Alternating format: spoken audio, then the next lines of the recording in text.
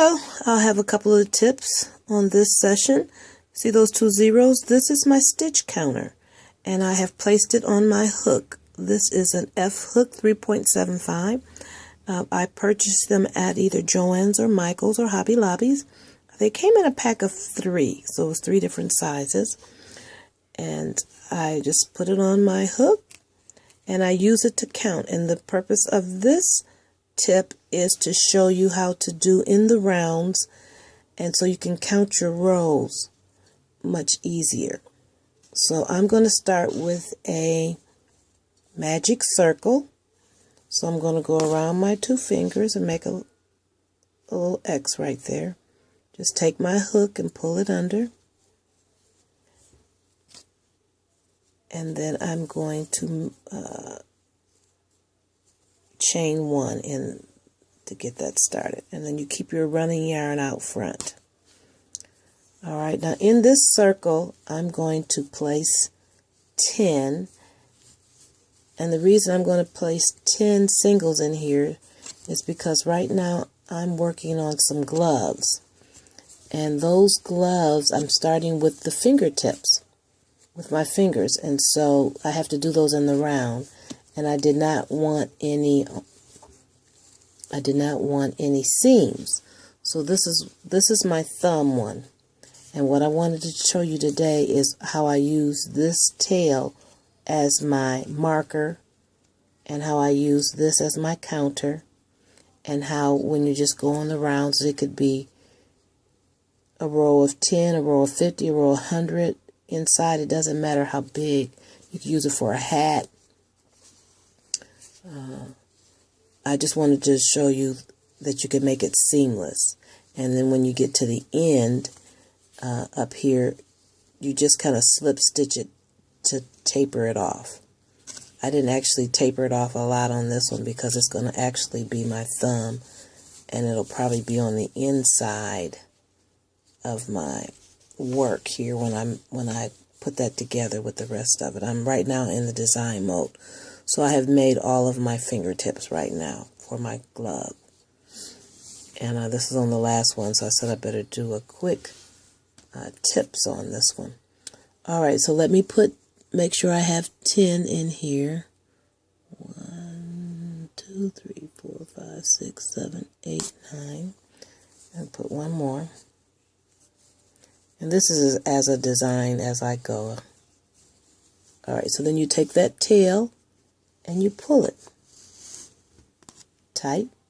You don't want a hole in there, you pull it tight so you can't see in there. Alright, now here's the tip. Here's the tail. I'm going to bring that tail forward because this is the front of my work, and I want to be able to know where the beginning and the end is of my row. So normally what you would do at this point is you would go in here and you would slip stitch to close off the row. I don't want to close off the row. I want to continue in a seamless row. So I'm going to go into that first stitch, first single crochet, and I'm going to put a single crochet inside of there. Alright, so that's the beginning of my row. This is the end of the row, okay? So I'm going to go all the way around with singles for this particular pattern. And just remember, you can use this in double crochet, half double, triples. You can use it on anything in the round. I'm just showing you on this small piece that I was already working on. So I said I'd take the time and video it right quick. Alright, here I am at the end. Here's the tail. So this is the end of the row, this is the beginning of the row. So I'm going to take my tail and I'm going to place it over the running yarn, and then I'm going to crochet into the very next one. And when I put my hook in there, that's my clue for the next row to tell me to go to my stitch marker and change it by 1. Okay, I've completed a row. Alright, 1 row. So then I will go around again.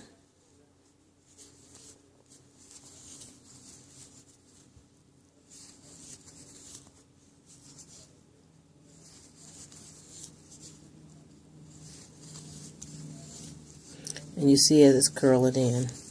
I'm going to pull it inside out when I get back around here. Turn the right side out. Alright, I'm approaching my marker. So that tells me right here where that marker is. I'm at the end of the row.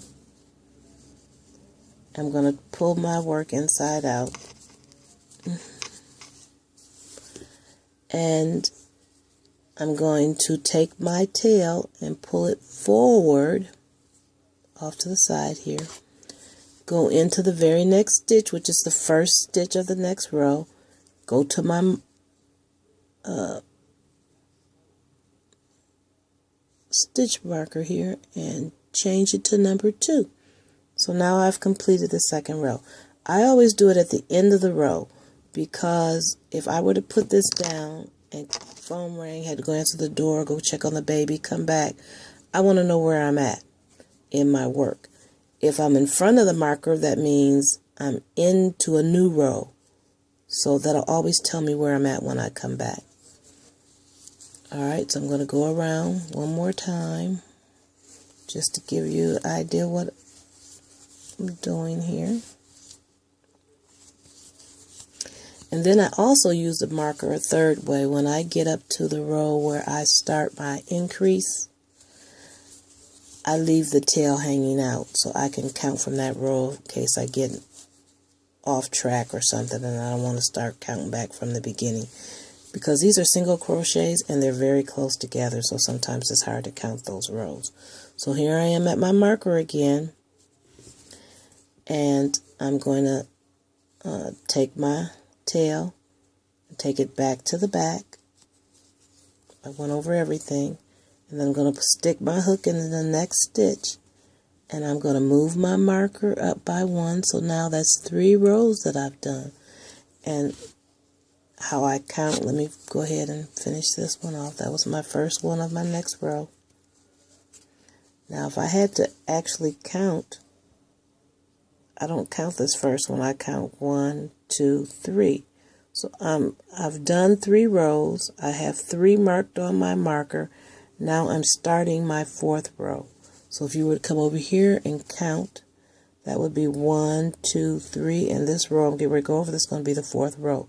So I always change my marker at the end of the row. And so I'm going to go around again. So these are just a couple of little tips that I find in working. I don't lose my markers. I don't have to carry anything around. I just actually use the yarn.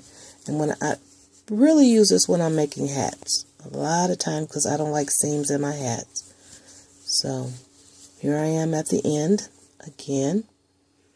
I'm going to bring that marker forward. And I'm going to go into that stitch. I'm going to come over here and I'm going to change to number 4. I just completed the 4th row. Now I'm going into my 5th row. And so forth. Now with this particular thumb that I'm making, I don't start my increase till I get to the 10th row. So this is where I stopped at, and then I started my increase. So I increased by 2 on this row. Then the next row I didn't increase. Then the next row I increased by 2. And then this row I didn't. And then I finished off the last row so that I can make sure that both of my thumbs are exactly the same. And that's with anything you do in the round and you're using. You have to make 2 of them. It's good to write it out. Also, you can do this for sleeves, anything in the round. But you won't see any seams. And so I'm sure that will help you. And then because like this is a variegated yarn that I'm using for this pattern. This is this yarn right here. Isn't that beautiful? I'm not going to be able to leave that weaved end of there because you can see it. So I'd actually just go ahead and pull it out and tighten it and pull it in on the inside. But my main purpose was to use it as a marker. Okay? All right. Leave comments. Let me know what you thought about those tips. All right. Till the next tip. Thank you. Here's another tip. I'm going to show you how to tie 2 threads together to continue on your work, whether it's the same color you're working with or a different color. Right now I'm working on a project that's a shawl, and I'm using all of my variegated colors in my stash. And so at the end of each row I have to connect on a new color. So I don't want all those tails hanging. So what I do is I tie them together, and then I just continue on, and you don't see anything on my ends. So what I want to show you today is, let me get the balls of yarn.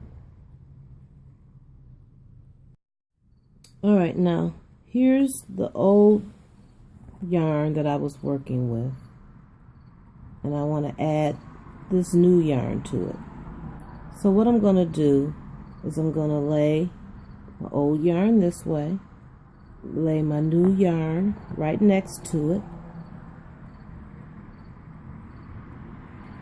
and that just keeps jumping out at me. I don't know why. There we go. Alright, so I'm going to take this yarn, I'm going to go up under this yarn. Can you see that? You probably can't see it in them. Let me tilt this a little bit more. Alright, so I'm going to take this yarn and I'm going to go underneath this one and come back over top of that one and then underneath it and tighten it. Then I'm going to take the other one, I'm going to go underneath, leaving that space open over there. Bring this yarn back over top of it and up underneath